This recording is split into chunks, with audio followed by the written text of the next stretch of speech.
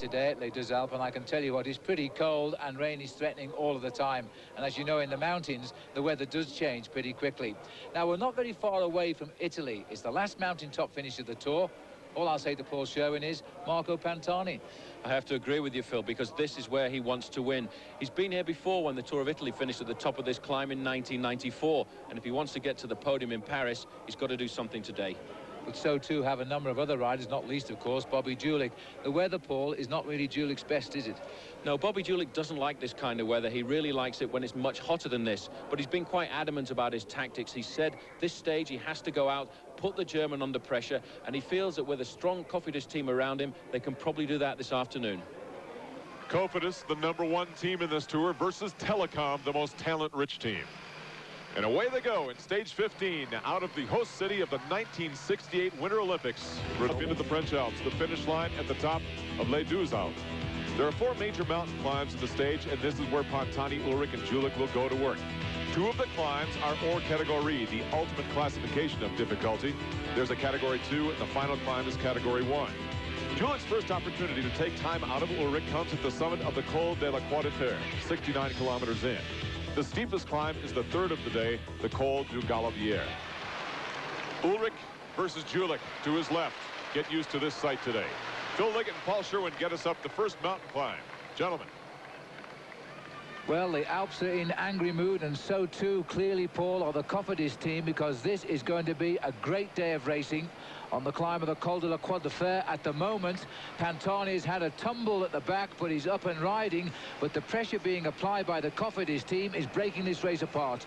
Obviously, the tactic for Cofidis today is to go out and make this race as hard as possible. Talking to Bobby Julich yesterday, in fact, he said, we noticed when we get to the top of the cols, there are only 2 or 3 riders from Telecom around, and we always have 4 or 5. So if we can isolate Ullrich, that would be the best advantage for us, and he started to do it very early on. Well, Renero has started the damage. He accelerated away, and this small select group has got up to him. Clearly, you can see the yellow jersey of Ullrich. Conditions are seemingly about as bad as they can get here. The rain is sweeping through the Alps today. When it comes down, it is torrential, and you know they're going to have to be terribly, terribly careful on the way down the mountains today. Very tricky and precarious, these descents, because of the weather that really has changed overnight, and very cold at the top of the mountains too. Temperatures probably only just above freezing. Well, there's a few Casino riders made the split, 1 or 2 from Banesto, and a couple from Française des Jeux. It looks to me we've got about 25-30 riders here. Tyler Hamilton just passing through for the US Postal, so he's made the first selection. I'm a little bit surprised to see Erik Zabel still hanging on the back. He may have just come across. Zabel was in an early move, which got 2.5 minutes, then was caught lower down the slopes of this climb. I'm sorry about the pictures today. It might be the problem that we're going to experience all day, I'm afraid, because of the low cloud. The helicopters are in big difficulties. Telecom really under a lot of pressure now. A lot of the riders already been dropped on the early slopes of this climb. Jens Heppner has gone away from this group, as has Francesco Frattini, the Italian rider on the Telecom squad. They would have expected to be up here and working well. Well, Zabel's back on, but I'm not too sure whether he'll be much use now to Ullrich. The bunch is swollen to about 50 riders here, I would say. And we get the feeling, Paul, that it's a showdown stage today. Certainly is. It's a very difficult stage. This is the first climb of the day, the Col de Croix de Fer. After that, they've got 2 consecutive climbs, the Col de Telegraph and the Col de Galibier, which is situated nicely at 25 miles to the finish. A very rapid descent, and then a climb up to the finish line in Les Deux Alpes. It really is a day to put Jan Ullrich into difficulty. And Bobby Julich has said openly that he wants to try and win the Tour de France, and he's only really got today and tomorrow to do it. And Paul, the reason Julich has to do so well in these 2 days is because we then leave the Alps and look ahead to the time trial, where Ullrich, at least on paper, is better than Bobby Julich. No warmer than 54 degrees anywhere on the race route today, and as low as 39 degrees at the summit of these climbs. Bobby Julich is a warm weather racer. He's not going to get any help from Mother Nature's today. Stage 15, our first day in the French Alps, continues when we return. The rest of the Tour's top 4 riders. Our first day in the Alps may give birth to a new overall leader. And speaking of birthdays, I just want to wish my big sister Robin happy birthday today. She's back in Colorado watching this on TV, and just wanted to say happy birthday, and I hope I make your day a special one by doing well today. I love you. Robin, we'd all like to sign Bobby's birthday card. Happy birthday. Now in the first climb of the day, the Col de la Croix de Fer, Rodolfo Massi in the mountain climbers jersey is going to be first to and through the summit. And he will collect 40 points for finishing first on this Or category climb. And so in the Isuzu Go Farther Mountain Climbers update, that is going to give him at this moment a total of 235 points and a comfortable lead over Alberto Elli, who has 165 points in second place. Now by finishing third on this climb, Christophe Renero is now tied with Cedric Vasseur with 126 points. You know, without Richard Virenque around anymore, this is Massi's jersey to lose. Virenque, by the way, won 4 consecutive polka dot jerseys. A spirited defense of the polka dot jersey by Massi as we climb the second mountain of the stage, the Col de Telegraphe.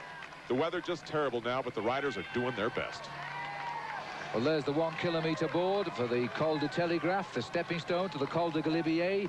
Of the 6 riders who are clear, 3 are still ahead. Serrano of the Kelme team, he's the man in the middle here. The man at the back is the king of the mountains, Massi, having another good day in the big hills. And the rider who's been simply superb for the Cofidis team, Christophe Renero. He's not been afraid to do all of the work.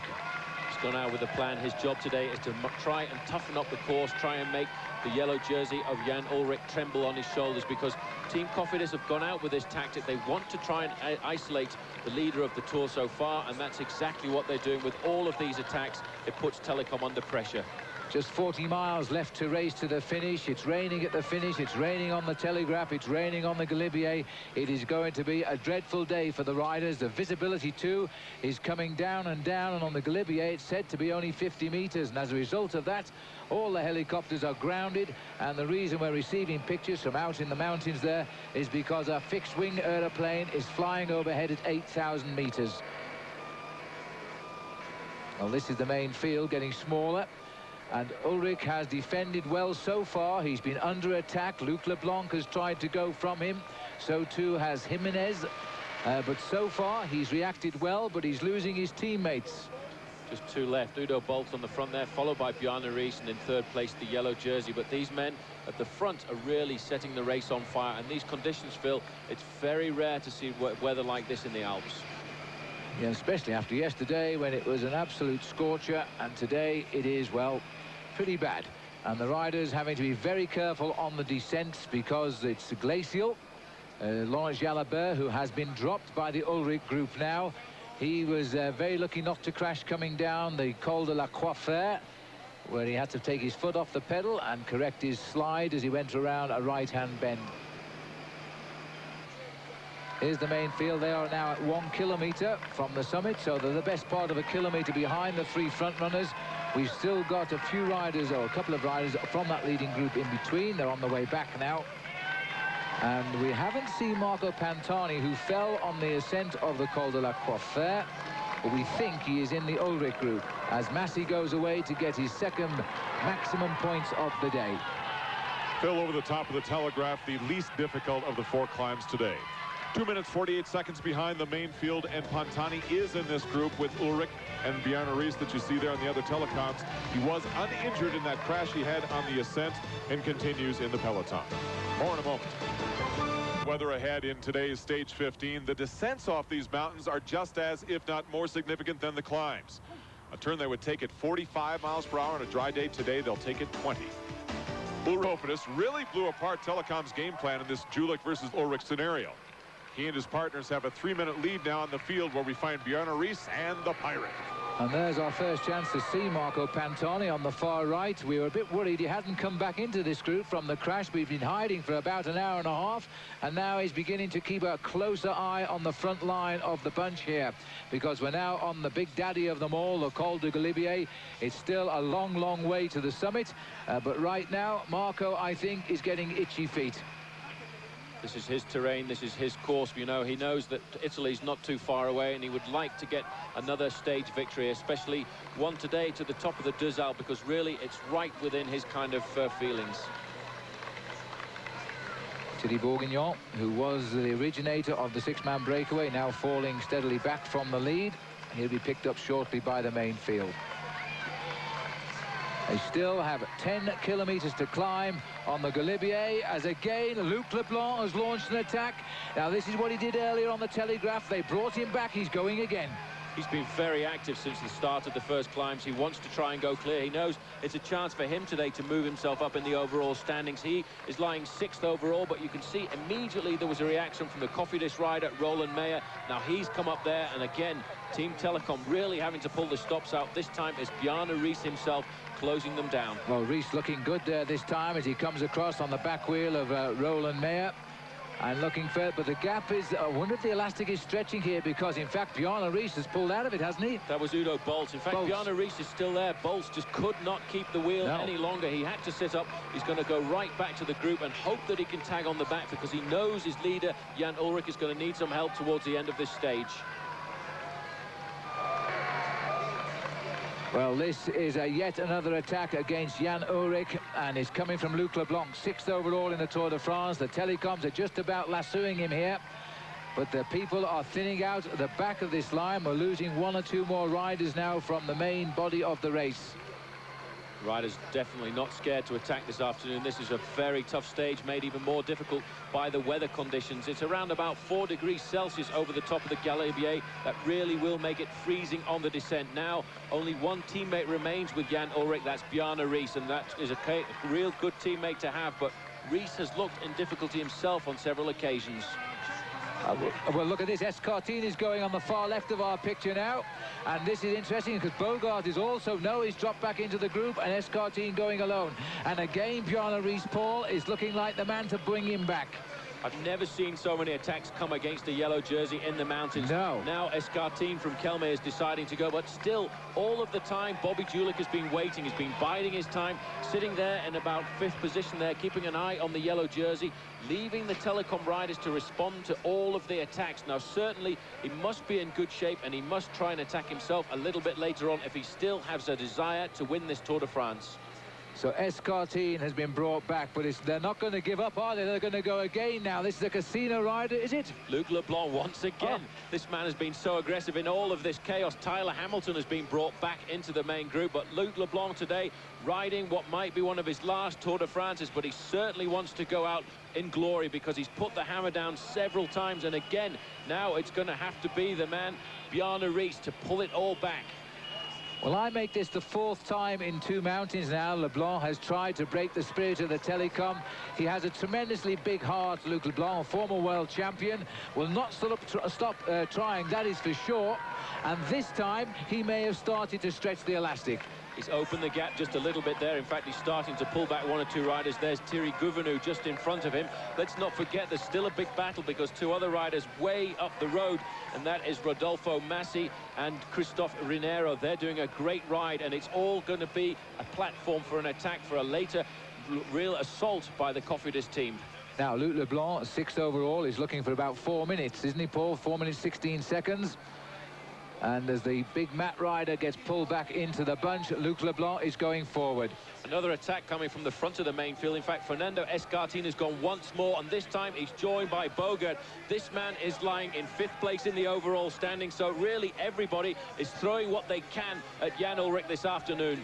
Well, Jan Ullrich must wonder what on earth is going to happen to him next now. The weather has turned against him, and so too has the Tour de France. All of the riders believe they have a chance of winning this race this year. Luc Leblanc has started. Now Bogart has gone. Escartine has gone. So we have had every rider in the top 6 today try and attack against the yellow jersey, except Bobby Julich, who is still waiting.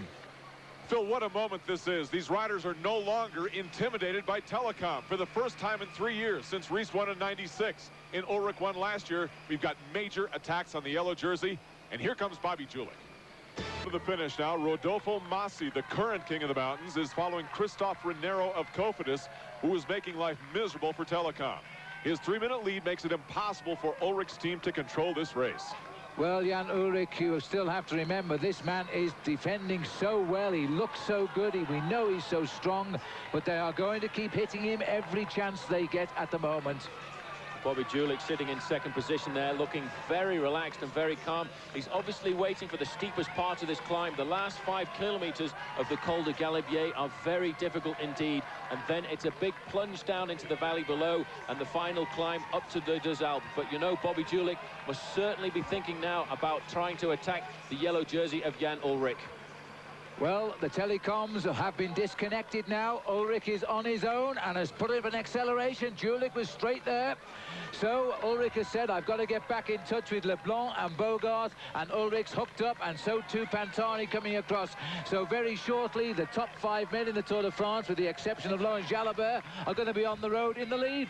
What a magnificent performance. This man has decided now, I've got nobody else to help me. I've got to do it all myself. He's gone away, joined by Bobby Julich in third position there. Just getting onto the back of that elite group is Marco Pantani. In all of the chaos, they caught Garcia Acosta. He's gone backwards now, and Ullrich has decided, now I've got to stamp my authority all over this road, and he's going to close the gap to the 3 attackers very rapidly indeed.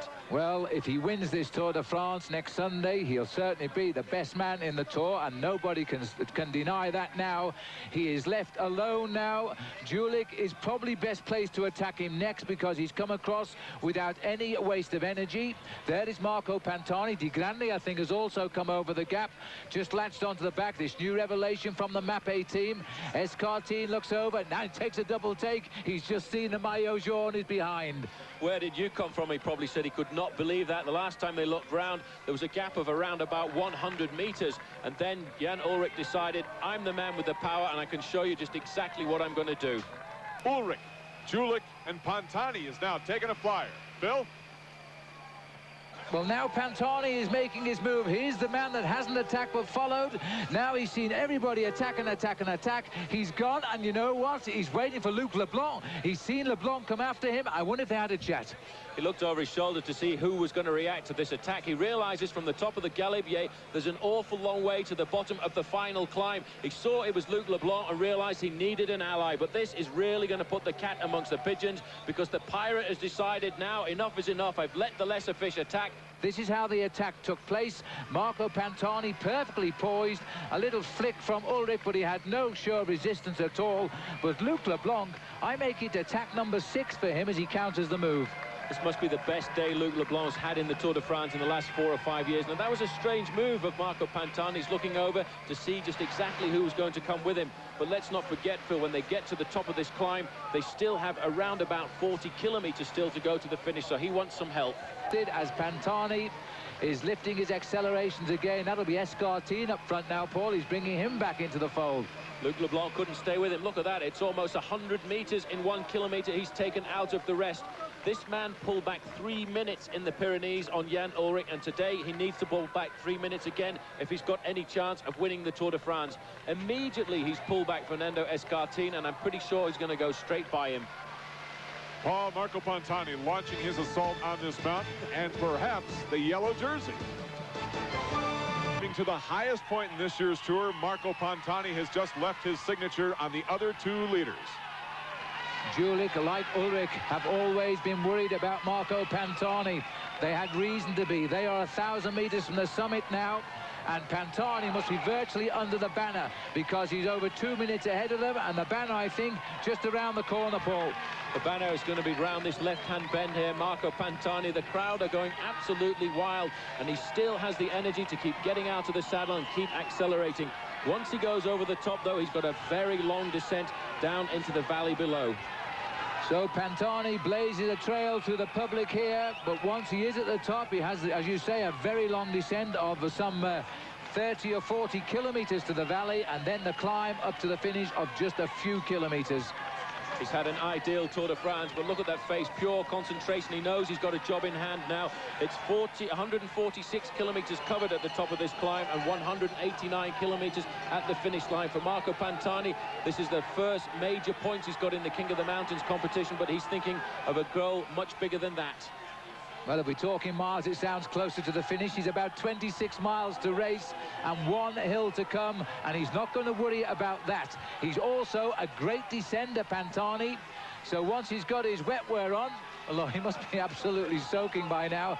He'll start a fearful descent of the Col du Galibier. Jimenez went over there in second place. Jimenez recovered very well. Now Bobby Julich at the front of the yellow jersey group, trying to put the pressure on, trying to put Jan Ullrich into difficulty. He's putting an awful lot of effort into it, and Ullrich defending perfectly.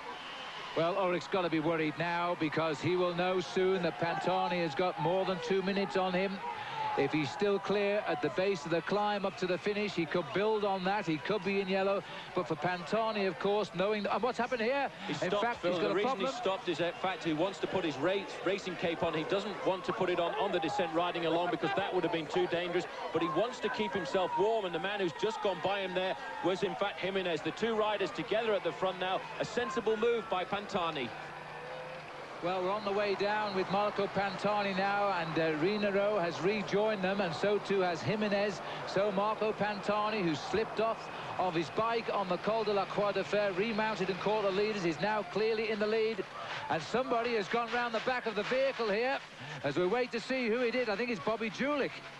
It's Bobby Julich. In fact, they're trying to help him to get him back up there. There's a spectator covering him with an umbrella, but Julich came round the corner too fast, and he'll be trying to put himself back together. He's getting his raincoat on. He's not panicked at all, and he's up and he's back on the road.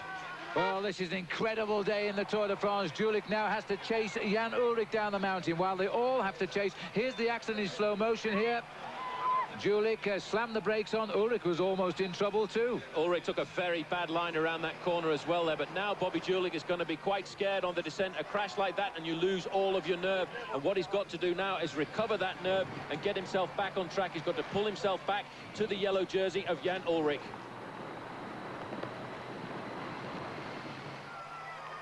Well, when we look back in Paris on today's stage, it might well prove to be the decisive stage of the Tour de France. Pantani has quite clearly frightened Ullrich. He is now prepared to take violent risks on the descent of the Col de Galibier, and the conditions are atrocious. And I don't think all of the riders here are going to do that. Remember, Julich is still behind. Marco Pantani and Team Cofidis have destroyed the Telecom team. Now we're going to find out what Jan Ullrich can do all on his own. Well, there's the confirmation now that Jan Ullrich is not the leader of the Tour de France now. The gap has opened to 3 minutes 14. Marco Pantani is the leader of the Tour on the road, and he's still got his favourite climb to come. Quite remarkable. Pantani diverted all attention away from himself before the start of this Tour de France. He said, I've won the Tour of Italy. I'm quite happy to come to the Tour just to win a couple of stages. But in the back of his mind, he must always have been planning to launch the big attacks on the mountain stages. Well, he needs time over Ullrich in these mountains to survive through the time trial on the penultimate day of the Tour de France, because Ullrich will be strong in that. But Pantani knows that, and so too, of course, does Ullrich and Bobby Julich.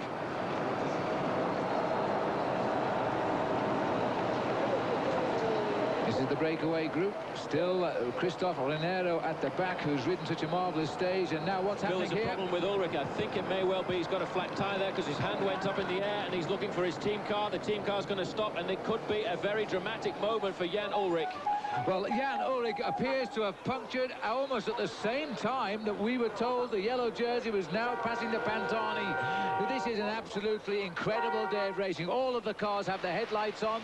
Few people can see, but very shortly Bobby Julich will know. That's a terrible change, Paul. That's one of the slowest front wheel changes I've ever seen. Normally you would expect to take around about 5 to 7 seconds, especially when you're the yellow jersey holder and the team mechanic fumbling to get the wheel in. Obviously very cold. And Paul, this Marco Pantani group continues to extend their lead up the mountain on the main field. Trouble in the yellow jersey has already literally been lost to Marco Pantani, struggling at the back of the peloton. Let's go back to Phil. So Jan Ullrich has come back to the group, and it looks as though he's now in difficulty as the climb starts. He's used a lot of energy today. Remember, all of those attacks which started on the Col de la Croix de Fer have now begun to take effect, and Marco Pantani is just flying away from the group. What a turnaround in the Tour today. Pantani, every time he slows down, gets out of the saddle and accelerates a little bit further up the slopes here. We've got Michael Bogert. He's trying to stay in contact with one of the Cofidis riders. That looks to me very much as if it is Meyer who's come up there as well. So 4 minutes 4 seconds back to Julich. That's not looking good for Bobby, but he should still hang on to a second place in this Tour de France if the problems continue for the maillot jaune of the moment, Jan Ullrich. And now Bjarne Riis trying to steady up the yellow jersey here and just let him recover a little bit and then try and get something out of this last climb up the mountain. The rider who's got with him there is Van der Velde, which is a pretty good ride by this new boy in the Tour. Everything's going wrong for Jan Ullrich now. He's got no power at all. Psychologically, that flat tyre must have hit him at the wrong time, and he can't get his concentration back. And I feel he may well be laying down arms this afternoon. He's got to get himself back together. He's got to concentrate and get into a rhythm so he doesn't lose too much time, because if not, he's going to lose the Tour de France this afternoon. Well, Marco Pantani came to this Tour de France saying he couldn't win it because it wasn't hilly enough for him. And we all thought he meant what he said when he finished almost last in the prologue time trial in Dublin. And now look at him racing into the yellow jersey today. This has been an outstanding ride by him. Bobby Julich here has taken off his crash helmet now, and he's making one desperate finish up the hill. He's trying to distance himself from the maillot jaune. 5 kilometers to go for Marco Pantani, and still the accelerations are coming. He's trying to build as much time as he can over his opponents because he realizes he's not the greatest time trialist in the world, but he's got another mountain stage to go.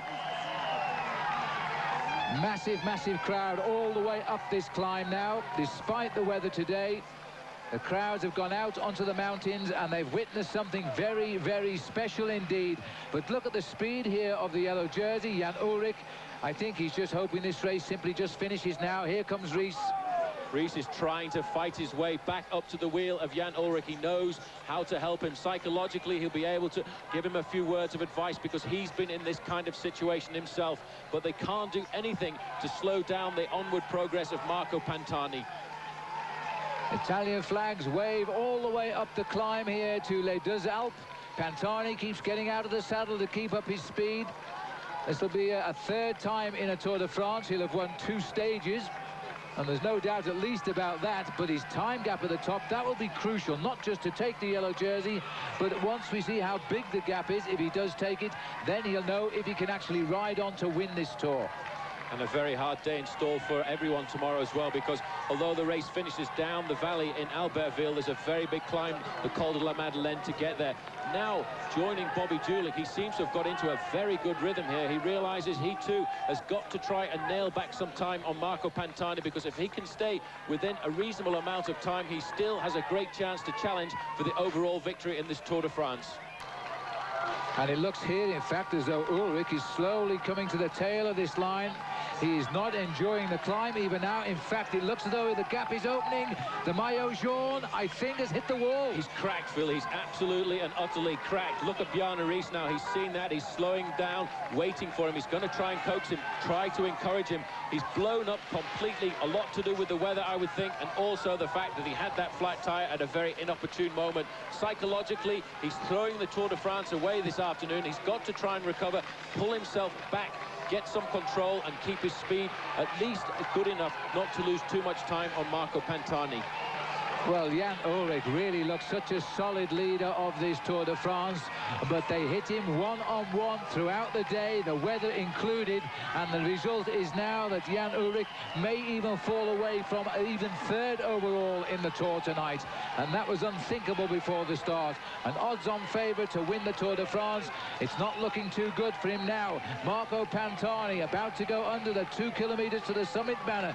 Still 2 kilometres where he can gain perhaps another minute. Unbelievable. This man is out of the saddle now. He realizes he's putting in a very important performance. He knows that he can lay the foundations this afternoon of a victory in the Tour de France. Sitting down in the saddle one more time, but once he feels he's going a little bit too slowly, he'll get out of the saddle and accelerate once again. Well, when he gets to the summit, he will be the 7th man to pull on the maillot jaune in this year's Tour de France. The record, by the way, is 8, and that was set in 1987 when Stephen Roche was the final winner. Look at the crowd here now, and this is what they came to see. Marco stamping his authority on the race. As soon as he rides by, they'll all be turning on their stopwatches just to check on the time gap back to Jan Ullrich. And I think by the time Jan gets here, it will be over 6 minutes. And look at this now as Bobby Julich fighting his way up the mountain now. Looks as though he may be riding away from Bogert. Bogert has cracked, but look at this. This is something that I remember seeing Miguel Indurain do at the end of his career. He cracked completely on one of the Pyrenean climbs, and today Jan Ullrich is going through exactly the same thing. Two teammates are staying with him. They are just trying to encourage him, but now the gap is over 6 minutes. Well, there's Jimenez, who's come through the field and blown. He's gone out from the front to the back and past Ullrich. Now there's the face of a man in yellow who has suffered today. He now knows what it's like to face action from just about every strong man in the Tour de France today. He couldn't handle them all together, and he had such rotten luck to puncture for the second time at the base of a big climb. You can see his face, Phil. Look at that, the pain for the first time, showing any emotion at all. Jan Ullrich has always looked calm and composed, even when under attack, but today he's showing a few signs of panic. Further up the mountain, it's 1 kilometre to go now for Marco Pantani, who's going to take his second stage win in the Tour de France, and this is going to be something special. Certainly is, because not only will it be a stage victory, but it's almost certainly going to be a yellow jersey for the Italian climber as he gets out of the saddle once again, keeping the pace high. Now he knows that just around one of these corners he's going to see the finishing line. Pantani, thinking at one stage of a place in the top 3 on the podium in Paris, now has to think of winning the Tour de France. Tremendous result for the Italians as well. And there is the face for the moment of the vanquished. Jan Ullrich now being coaxed up the mountain by Bjarne Riis, the winner of the Tour in 1996. Everybody expected Ullrich to confirm his victory of 1 year ago and make it 2 straight. Well, that's not going to be now. Marco Pantani and the weather combined against him. His riders knew where he was weak. They knew that he would be attackable in the mountains. He was very tired in the last week of last year's Tour de France, and that's why they went out today on a mission. They've attacked him on every climb, and Marco Pantani played his cards correctly. He waited to the right moment to attack on the slopes of the Col de Galibier, and he just opened up an incredible gap immediately. And now Marco is going to keep stamping on those pedals and stay out of the saddle until he hits the line. Well, he isn't. Well, maybe he is, as he now just keeps his rhythm towards the finish. The crowd are beginning to clap, jump and scream here outside the commentary position, because they're all craning their necks forward now to see the little man with the big heart who is about to collect the maillot jaune of the Tour de France. Pantani now not very much further for him to go as he gets out of the saddle for what might be the last time. He's beckoning and looking for the banner across the road to let him know that it's come to the end for what for him has been an incredible breakaway. And he's still accelerating, he's still piling the seconds onto the deficit of both Bobby Julich and Jan Ullrich today, as Marco Pantani has blazed the trail through some of the worst conditions we've seen in the Alps for many, many years. It's produced one of the greatest days racing I think we can recall for at least a decade. Pantani now sprinting through the crowd. Many, many of them are Italian. He's not just delivered the stage win they wanted, he's given them a maillot jaune as well. 5 hours and 43 minutes for Marco Pantani. Victory is going to be very sweet for him tonight. And now Pantani, the pain on his face, the water stinging his eyes, he keeps on looking and thinks, where is that line? And he knows now that his day of toil and sweat is all over, and for him a yellow jersey will await him, and that is what he wanted. Well, it had to happen. He's now coming down heavy, and it has done all day, just to conclude this enormous day in the Tour de France. Julich coming up towards the line now. 5 1/4 minutes and counting, and just behind him is Michael Bogert, the Dutch champion, who might even himself be leapfrogging over Jan Ullrich tonight. Nobody would have thought that. Ullrich could be down to 4th or even 5th overall in the race. And the American flags fly as Bobby Julich, he will finish today in 5th place on the stage. He'll retain his 2nd place overall. His deficit 5:43 on Pantani.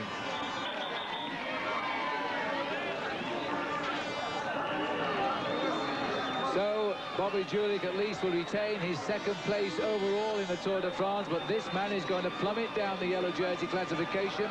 Brought home by his teammates Udo Bolt and Bjarne Riis. Jan Ullrich crosses the line, virtually 9 minutes behind Pantani today. The agony, the exhaustion of the face on the defending Tour de France champion. Honestly, never thought we'd see this. Marco Pantani, with an unbelievable performance, especially in these kind of conditions, wins today's stage by 1 minute 54 seconds over Massi, 1:59 over Escartin. Bobby Julich now 5:43 back, cannot afford to drop any more time to Pantani, especially tomorrow.